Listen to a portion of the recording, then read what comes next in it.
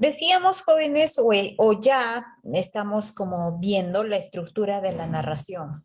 En la estructura de la narración estamos observando, ya, les había indicado prácticamente la estructura desde el punto de vista del narrador, del discursante y la construcción de la historia, ¿no? Y que ambos planos, pues conllevan a un solo punto, el cual es la realización o la realidad misma ya de un relato cuando se lleva a cabo en poder narrar y contar el trabajo de un escritor o de un autor, ¿sí?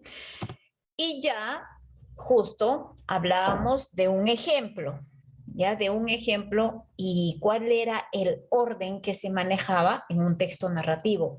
Esto va a ser siempre en cuando va a depender mucho de la intervención de un escritor, cómo va a ser su obra literaria.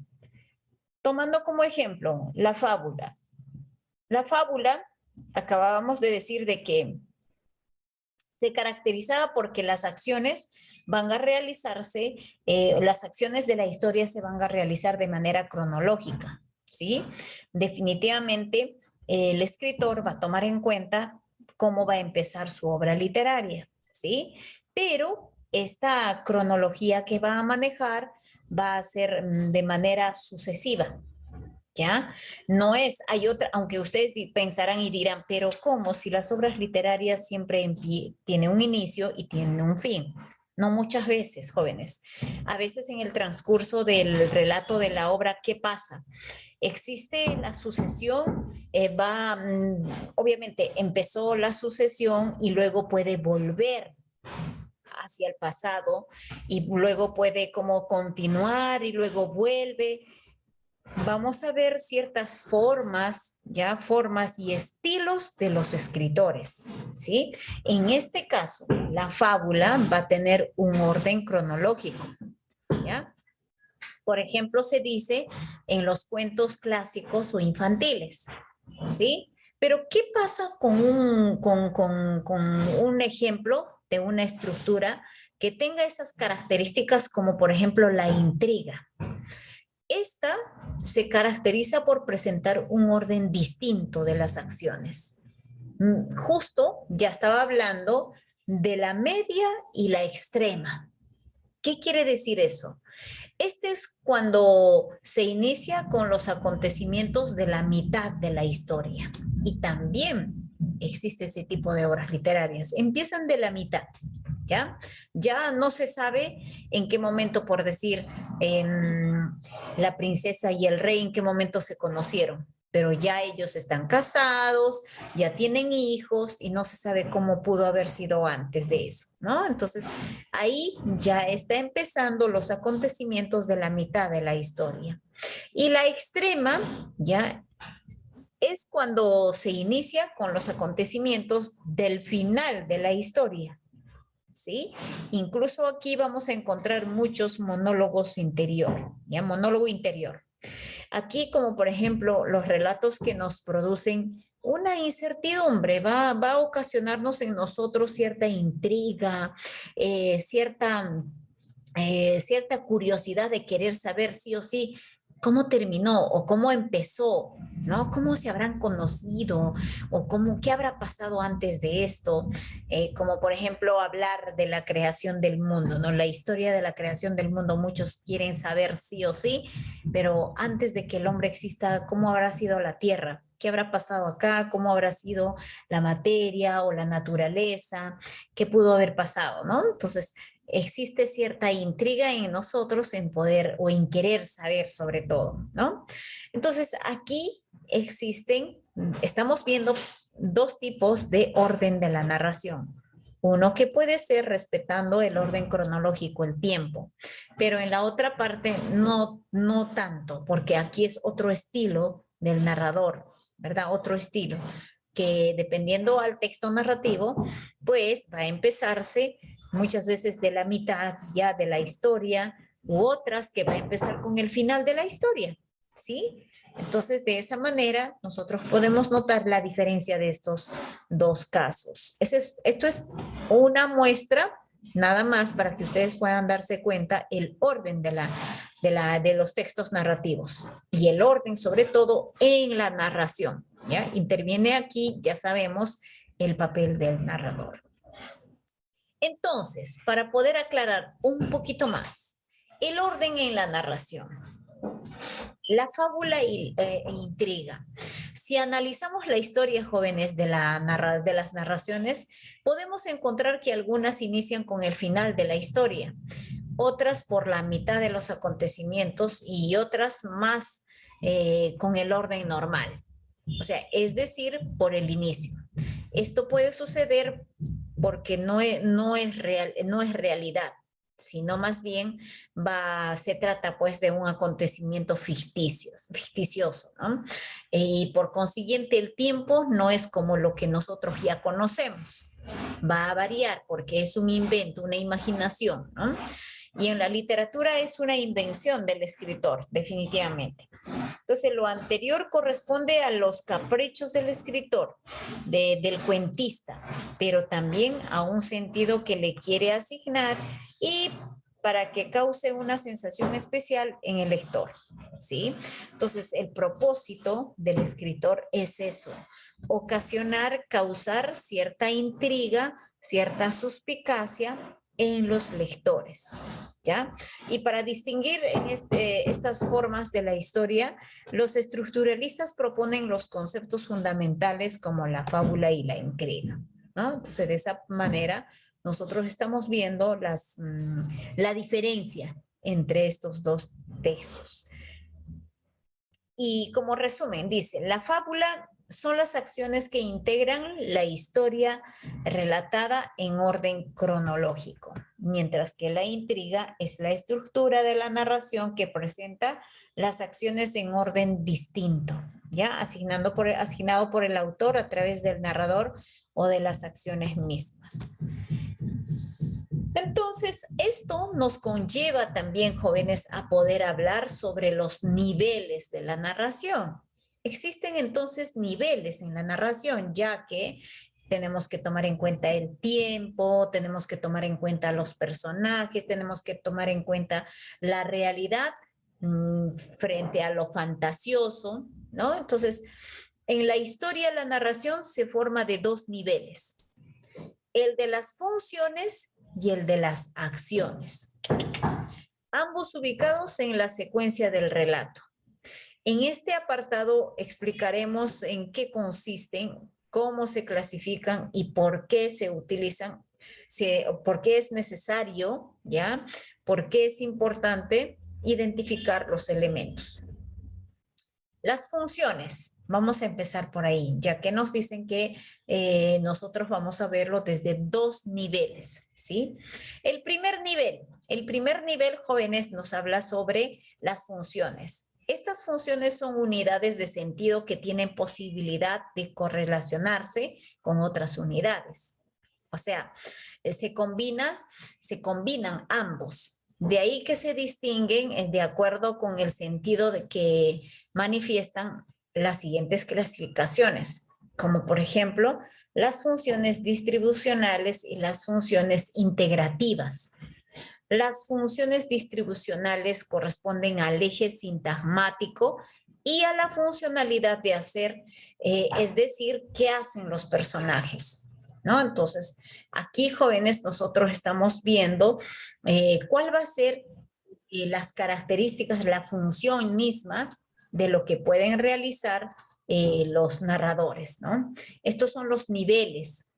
Y nuevamente tomamos en cuenta aquí la función del narrador en primera persona o segunda persona o tercera persona. El narrador subjetivo o el narrador objetivo, ¿sí? Entonces aquí con estas unidades sintagmáticas pues vamos a identificar. Por ejemplo, se habla sobre los nudos y la catálisis, ¿sí? Recuerdan ustedes que este tema ya habíamos hablado en el anterior semestre también. Ahora, los nudos son las acciones indispensables, insustituibles, intercambiables y suficientes que constituyen el argumento de la historia y sobre todo llamado como la diégesis, ¿ya? la historia. La catálisis describen, suspenden o desaceleran la acción. Pueden cumplir con la función de ampliar la información del asunto mediante acciones menudas o descripciones del personaje del ambiente. Entonces, ¿cuál es la diferencia entre los nudos y la catálisis? ¿No? Entonces, nosotros tenemos que ver la diferencia entre estas dos unidades, ¿no? Porque forman parte de las funciones que cumple un narrador, ¿ya? Repito, los nudos son las acciones indispensables, ¿ya? Los nodos. Estas acciones indispensables no van a poder intercambiarse ni sustituirse con nada, ¿ya? Son insustituibles, ¿sí? Constituyen el argumento de la historia, es decir, aquí en los nudos prácticamente está el tema principal del texto o la obra o la historia, el tema central. Y como es el tema central, no se va a poder cambiar con nada porque de eso se trata. Porque si se saca esto o se modifica o se cambia, la esencia del texto perdió su propósito. ¿Sí? ¿Y qué pasa con la catálisis? Aquí en la catálisis describen, suspenden o desaceleran la acción. Pueden cumplir con la función de ampliar la información del asunto mediante acciones menudas o descripciones del personaje o del ambiente. Puede hacerse cierto tipo de modificaciones, algunos retoques, no tanto tampoco, ¿no? Algunos retoques que se puede realizar con respecto al tiempo, ¿no? Puede como acelerarse un poco, ¿ya? Y de repente el final, en lugar de poder mantener un orden sucesivo, pues lo que hacen es como acelerar las acciones. O pueden de repente hacer algunas pausas o suspender. ¿Para qué?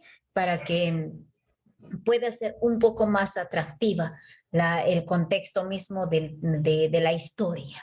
¿Sí? Y aquí dice, con la función de ampliar la información del asunto mediante acciones menudas o descripciones del personaje o del ambiente.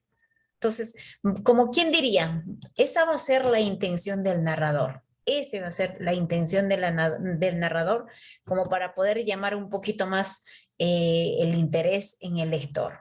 ¿Sí? Entonces, estamos viendo ahora la diferencia entre los nudos y la catálisis. ¿Sí? Bueno, en el examen puede venir eso. ¿Cuál es la diferencia? De acuerdo a los niveles de la narración, ¿cuál es la diferencia entre los nudos y la catálisis? Y es más, podríamos hablar incluso sobre ejemplos. Realice un ejemplo para describir a qué se refieren nudos, ¿dónde? En los niveles de la narración. Entonces nosotros de repente aquí podemos hacer el tema principal de Romeo y Julieta. Romeo y Julieta, el acontecimiento principal es que cuando ellos se enamoran, se casan y al final se suicidan ambos y llegan a morir, ¿no? Ambos. Esa parte no se va a poder cambiar, no se va a poder modificar, ¿no? Porque es la esencia de la obra misma, de la historia, ¿no? Mientras que en la catálisis, de repente, podemos, como dice, suspenden o desaceleran las acciones o la acción, ¿no? De incluso el personaje, bueno, incluso de los personajes que van a integrar la historia misma, ¿sí? Bien. Entonces, jóvenes, estamos observando ya aquí los niveles de la narración sobre las funciones distribucionales y las funciones integrativas. ¿De acuerdo? Bien, tenemos entonces para poder explicar ahora las funciones integrativas. Acabamos de hablar sobre las funciones distribucionales.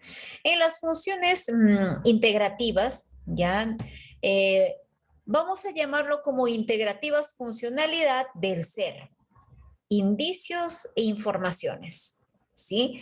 Estas unidades de sentido se cambian, nunca las encontrarás en forma aislada.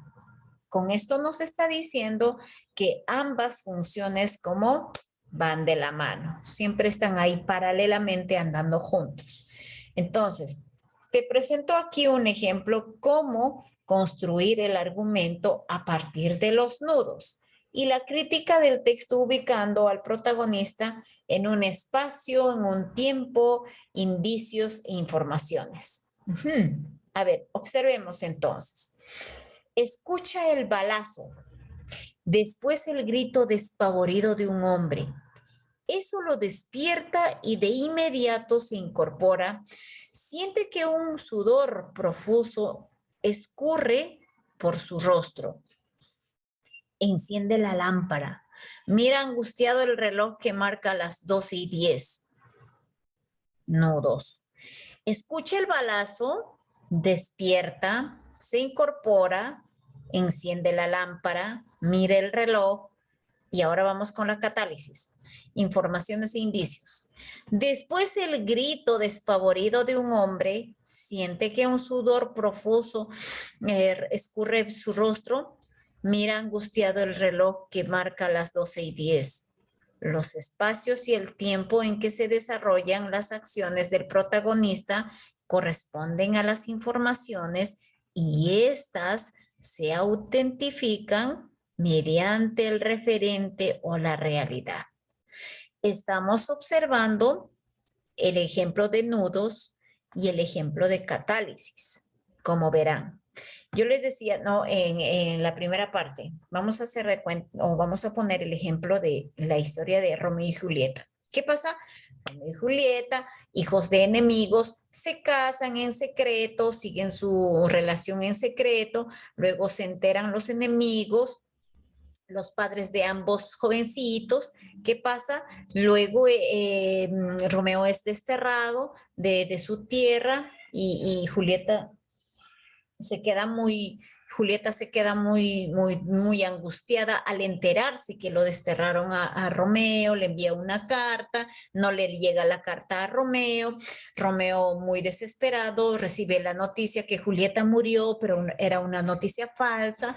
¿Y qué pasa con Romeo? Llega a suicidarse creyendo que Julieta se había muerto. Julieta despierta, ve a su Romeo muerto y ella al final termina suicidándose. Miren esos nudos no se va a poder cambiar porque es la esencia de la historia. Pero ¿qué pasa en la catálisis? Información e indicios. El mismo ejemplo, miren, el primer ejemplo dice, escucha el balazo, después el grito despavorido de un hombre. Eso lo despierta y de inmediato se incorpora, siente que un sudor profuso escurre por su rostro, enciende la lámpara, mira angustiado el reloj que marca las 12:10 y listo.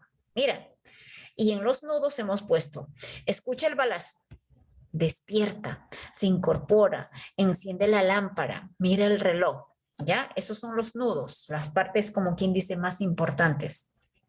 La catálisis. Después del grito despavorido